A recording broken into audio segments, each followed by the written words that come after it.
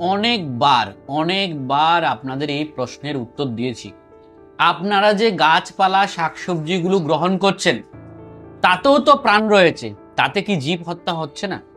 যখন ভারতীয় সীমান্তরক্ষী বাহিনী বিএসএফ বর্ডারে দায়িত্ব পালন করেন, কোনো অনুপ্রবেশকারী বা জঙ্গিকে গুলি করেন, তার জন্য কি গভর্নমেন্টকে কোনো জবাবদিহি করতে হয় বিএসএফকে? কারণ সেটি সরকার থেকে নির্দেশিত এবং অনুমোদিত। ঠিক একইভাবে ভগবদ্গীতায় ভগবান বলেছেন, পত্র পুষ্পং ফলং ত্বং। এই গাছপালা শাকসবজিগুলো ভগবান নির্দেশিত এবং অনুমোদিত। তো আমরা প্রথমেই এই সমস্ত কিছু ভগবানের উদ্দেশ্যে রন্ধন করে ভগবানকে শুদ্ধতার সহিত তুলসী পত্র দিয়ে নিবেদন করা হয়, তারপর সেটি প্রসাদ রূপে আমরা গ্রহণ করি, তাতে কোনো ধরনের পাপ থাকে না।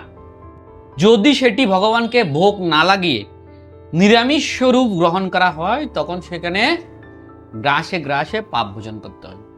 আশা করছি আবারও পুনরায় আপনাদেরকে বুঝাতে সক্ষম হয়েছি যে এই শাক সবজি গাছপালা ভগবান নির্দেশিত এবং অনুমোদিত।